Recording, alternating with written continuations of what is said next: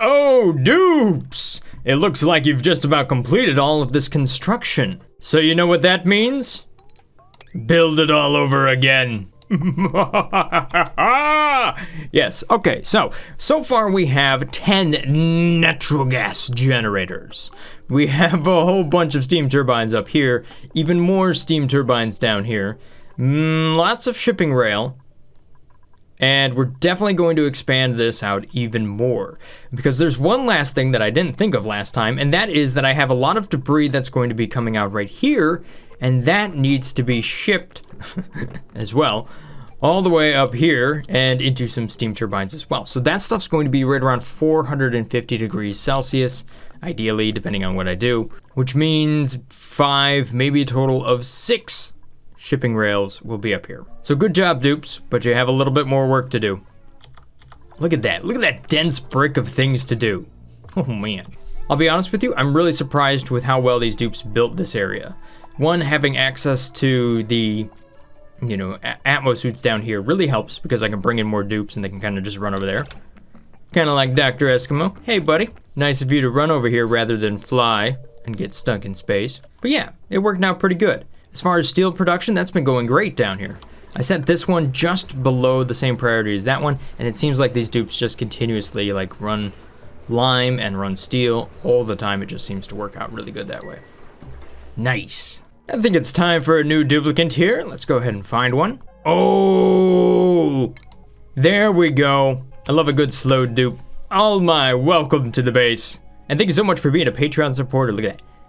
Anemic, decreased athletics. Good luck trying to move around. Now, a lot of people keep saying that I should make a training center for my dupes. I think that's all right, but I think what I might want to do instead is actually make them do something slightly useful rather than running on a generator constantly.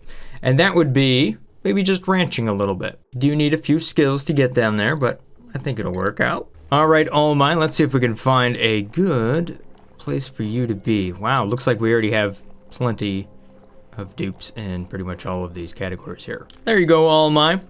Yeah, looks like a nice little place. You got a little sink and a saxophone inside of here. There are some of these that are not building up. Let's see here. Well, we haven't delivered that one. Hey, we haven't delivered a blender. And for whatever reason, we've decided to entomb this thing. Where did that come from? Who let the shovel out? How are the shovels doing? Well, this one is still here. We've never moved that guy. It's just gonna be there forever. But inside of here, we're doing pretty good. We have 20 of 20 critters, so that's good. I've decided to deliver the drop-off from one spot to the other, and I actually got rid of the thing that was sweeping up all of the regolith here and reshipping it around. It just seemed like a waste of power, and it seems like a lot of these shovels like to jump off of this thing and kind of go down and around anyhow, so why not? And then if we ever hand deliver some regolith down here, that should be able to be consumed, and then they might poop out and actually drop off. It's kind of a weird setup, but you know what? It's working well enough to where I'm not going to mess with it. All right, so this looks pretty good. We got a lot of stuff going on right here. Let's go ahead and just finish off these tiles right there. Cancel that. We don't need that piece. Just like so. Ooh, ooh, ooh. Should I leave this open and do something fancy with it? What should I do here? I don't know, but let's go ahead and crank this stuff up here to priority level 6 and get her done. All right, so if I copy all of this stuff right down here, I love this tool. Boom! You have a lot more work to do, dupes. Good luck. Okay, so what I'm thinking here is I might want to have a dupe that can come over here relatively easily and then actually run the power control. Okay, so what I'm thinking here is I can have this area potentially open and bring a dupe in here just so that I can get to the power control station. Maybe. I don't know, it's going to be really hot in this area, so maybe that's not the right idea. Not only that, it's going to be pressurized with steam. Like all of this is just going to be steam. But then again, naphtha can go up to 540 degrees Celsius, so it's not like it's a big deal. I can actually isolate the two areas and allow my dupes to get in and out. It's the real question of where do I want them to go in and out so that they can get to this power control station. I'm gonna take this up to a priority level 7. We're gonna throw a bunch of dupes at it. Good luck. Looks like with the addition of that last dupe, I no longer have quite enough oxygen production, so I'm going to have to scale that up. Luckily, I've already kind of built 2 more oxygen systems down here, I've yet to really turn them on just yet. They're plumbed up, but they're not powered up. So let's go ahead and crank that up and see if I can get some juice to these. Oh my! Look at this dupe. This is normal speed. That's fast speed.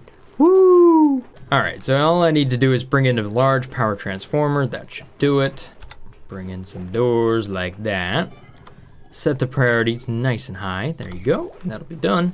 And maybe give this a generous dose of sweeping. Although it's also a good idea to kind of make these out of mesh tile rather than airflow tile, as I've found out a few times already. Wow, Alma, where are you headed? Probably to the bottom of the map, huh? Whoa, super laggy.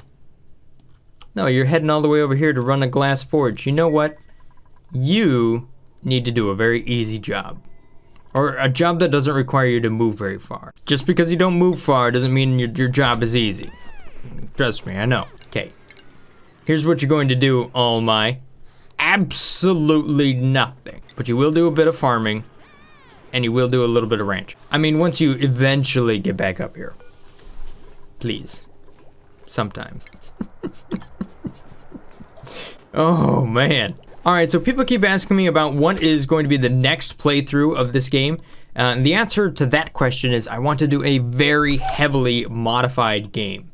Like super mods. I think that, to me, is where the new frontier of the game is. It's also what's really interesting to me. So I want to play the game with lots of mods. More than that I'm currently playing with right now, which is a lot of kind of cosmetic or quality of life mods. I want to explore new equipment.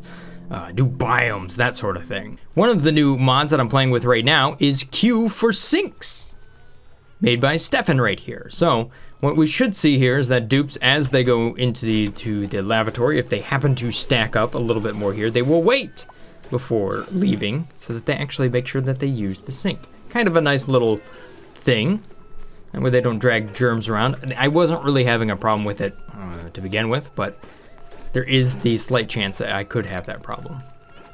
Just kind of a nice mod. And if you stop to think about it, when you go into a restroom in the real world, there's only a few sinks, but there's usually more lavatories.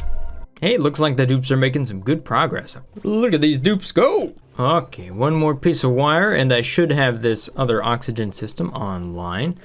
I'm just gonna vent all of this nasty stuff up here. This is all carbon dioxide, maybe even a little chlorine. Ew.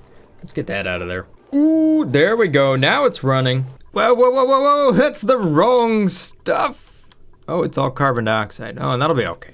We can scrub that up, right? Hopefully you start pumping oxygen rather than carbon dioxide all the time. Okay, so there goes a bunch of carbon dioxide. Let's take a look at the gas overlay. How you doing? Ooh, still a lot of carbon dioxide. But that's a lot of oxygen. Good. Come on, hydrogen. You can do it. You can do it. Yeah, there we go. There we go, now it's nice and stable. Perfect. Actually, all I did is turn this one on all the time and just sucked all the oxygen out of there. So now there's nothing but hydrogen up there. Awesome. So all I have to do now is just get rid of this, and it's good to go. And now I'm just pumping in a lot more oxygen into this biome down here, which means I have plenty of oxygen again, or I should. You see that is getting a little slim over here. That's because I'm pumping all of this oxygen into these Atmos suits up here. These dupes just keep running out over and over again. So if this is backed up, then I'm going to bring more oxygen over here and we'll let it flow into that pipe. Yeah, we'll see what happens. I just realized all of this down here. It's actually not in line. So I think we need to deconstruct part of that. Want to make sure that all of that stays in line. So that means placing it right there. One tile to the right.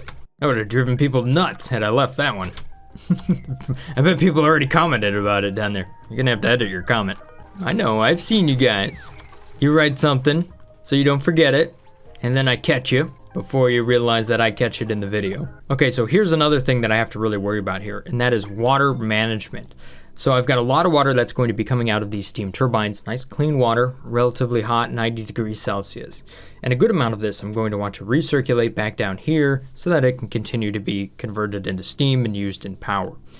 However, we're outputting a lot of new water over here. So this is all going to be in the form of polluted water from this stuff right there, all of those generators, that generator as well.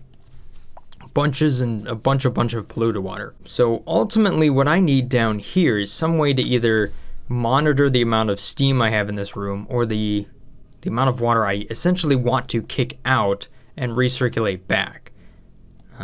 Because ideally, I would like to have it all kind of maintain the same amount of steam inside of here, just kind of a nice steady state. And then my byproduct is lots and lots of water. Well, maybe not lots and lots of water, but you know what I mean. A decent amount. You know what? As it turns out, this area right here in the middle might be an excellent spot to do water management. The water is naturally going to flow and puddle down to the lowest spot. So if I go ahead and use that to my advantage and just build a pump right down here, then I have a way to at least monitor how much is down there and a way to move it. Now, if I put a water sieve down here, then I can go ahead and flow water through this area.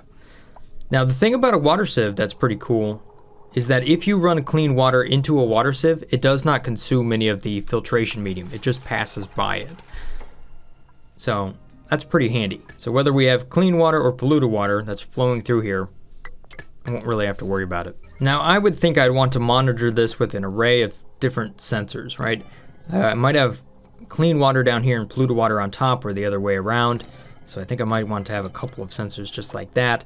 The other thing is the atmo sensor will allow me to kind of detect whether or not we have lots of steam in the room.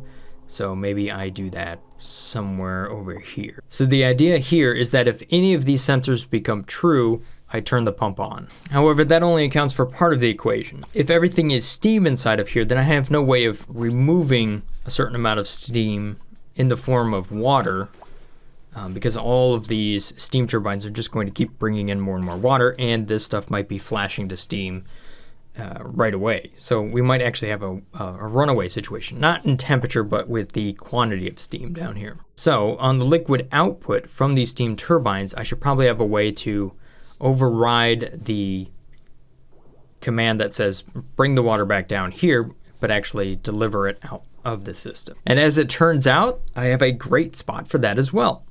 It's almost like I planned it this way, but I honestly didn't. So what I'll do is I'll put a liquid sensor right here and here, and then using insulated pipes, I'll bring that right over here like this. And if we have too much steam down here, or wherever I want to sense that, then I will enable this shut off, and that will allow me to kick the water out. So what I can do is just stack it just like that. Otherwise, it's just going to run past this, and then we'll go right back down here where we convert it into steam. So for example, this one's just going to dump water straight down.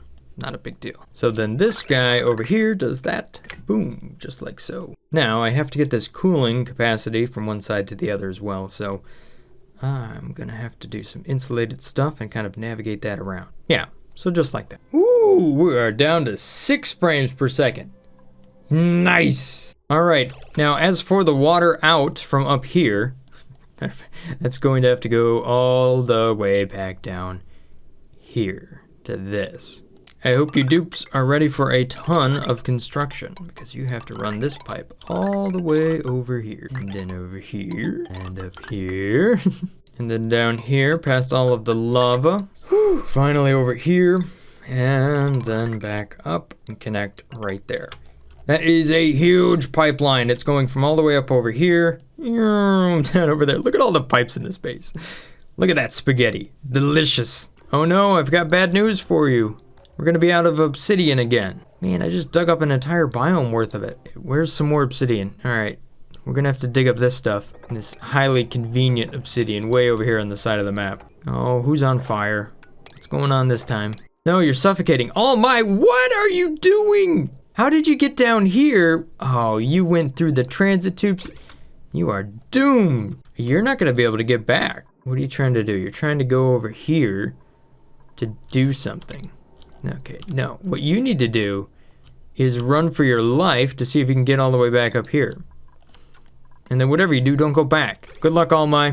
Think she's gonna make it. Okay, you're at about 50% oxygen, but I think you're a little over halfway there. It's gonna be close. Keep going, All My. Keep going. Come on, you got this, you got this. There you go. I think you made it back to oxygen, maybe. Is there oxygen in this room? There's a little bit. For what? Randolph. Dude, you're sleeping in carbon dioxide. You know, I felt like I've slept in carbon dioxide myself, Randolph. You wake up and it's like, man, was I breathing? Okay, to save my dupes, we're gonna get rid of this piece. No, All Might, where are you going? Whatever you do, don't go back down there. Oh, you're hungry. You're gonna steal his food. Delicious. Okay, so I got a lot of people commenting about the liquid bridge thing. Maybe I said something confusing. They don't actually store liquid inside of them. However, since they are a piece of equipment, like any other piece of equipment, they will be of a certain temperature. And since that temperature is over that entire piece of equipment, you can transfer thermal energy from one side of a wall to the other side of the wall by using bridges. So I think that's what I was talking about there. Not necessarily the liquid inside of them, I was talking about the physical piece of equipment. So a classic example of this is if I were to use an iron conductive wire, right? And I were to place it right here like this, and we have something hot down here, that heat could transfer over an insulated tile like this. That's what I was talking about there. Okay, so talking a bit more about liquid management, obviously I need to bring petroleum in here. So I will need to meter the input of that petroleum very precisely. And there's two things I'm going to want to set up here. I want a liquid valve right there so that I can meter it down to the right level so that I don't bring in too much. And I also want a way to shut off the flow because that's incredibly important so that we don't end up, just constantly pumping more and more crude oil into here. So I want to slow it down and I want to meter it out. And then there's a whole army of sensors that I want to have down here, such as a hydro sensor and then an atmospheric pressure sensor. That might be right up here. That way I know how much I have in the area, and a thermal sensor so that I can kind of understand what temperatures I'm dealing with. I think this, this would be better off right there. So it comes in and it goes up just like that. So then I can put that liquid sensor right beneath this spout, just like that, and then I can put the temperature sensor right here. So the thermal sensor will then connect down here to this door so that I know when I should open it and close it. That way I can control the temperatures. The automation here will let me know if I need to shut off this at all. And one more sensor that I want to add to this is going to be an AND gate. The reason I want that is because I want to make sure that I'm below a certain pressure here and I stay below a certain amount of liquid.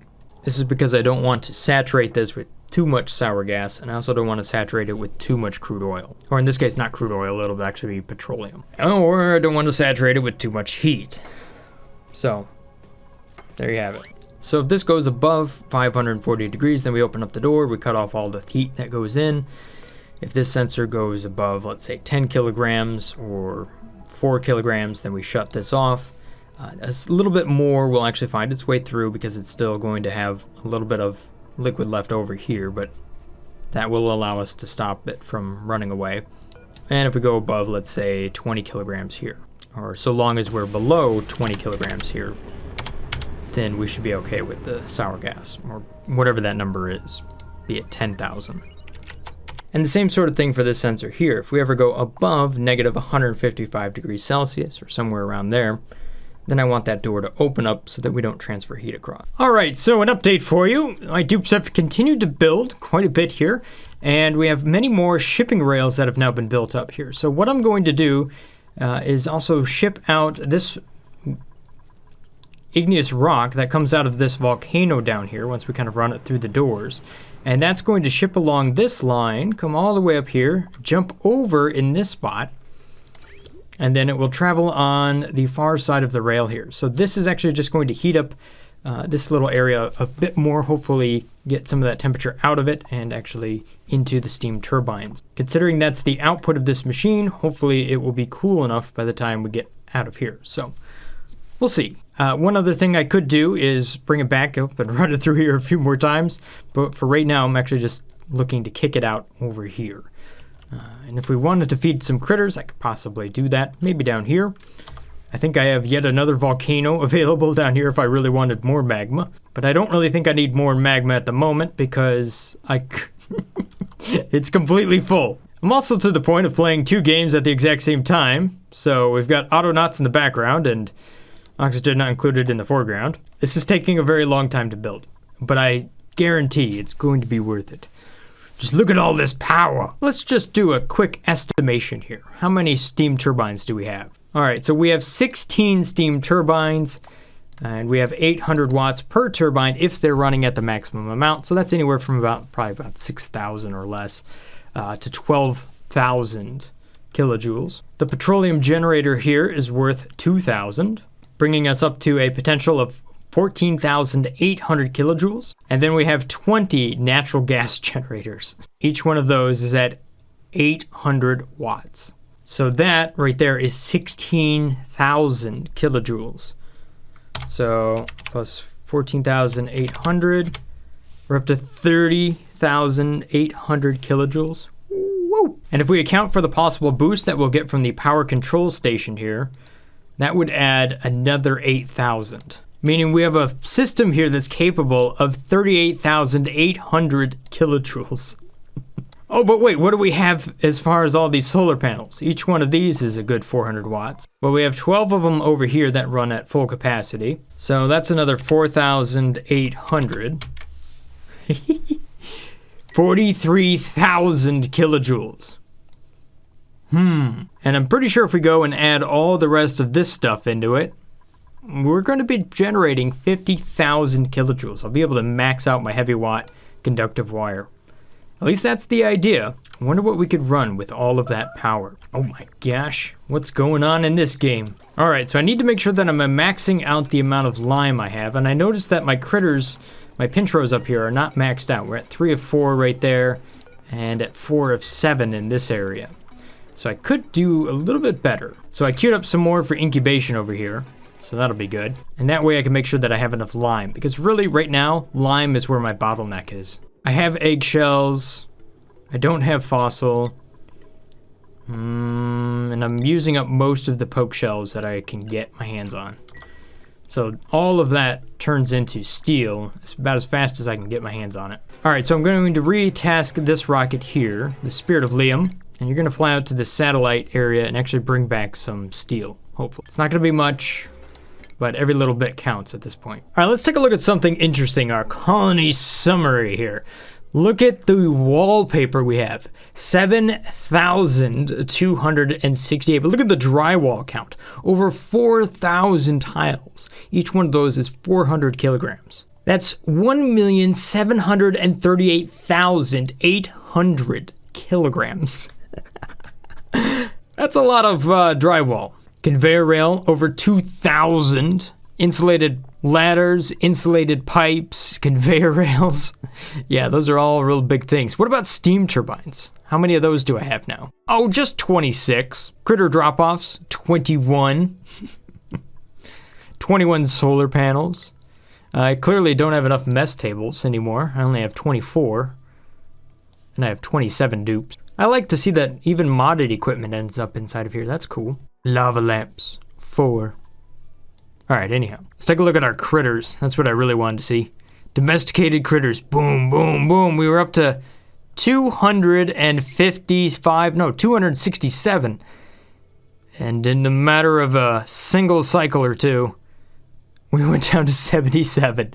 Woo! We still have plenty of wild critters though, so that's pretty good. This is going to be a fun chart once we turn on our power generator. It's just gonna go break the whole map. Let's see here, what else has been going on? Well, I'm doing a little bit of 3D printing again. I'm kind of messing with print width. I have a 0.4 millimeter nozzle, but I'm printing up to 0.6 millimeters wide with that. That's kind of interesting. Printing a little bit of a organization tray here that I'll be using just to keep track of bolts and stuff. It's got little magnetic pockets in it.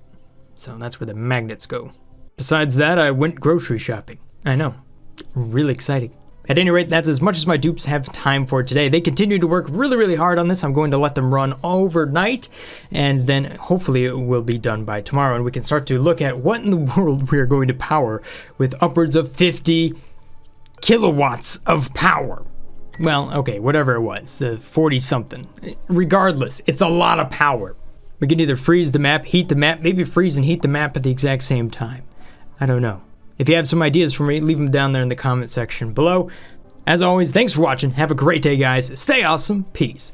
Brothgar out.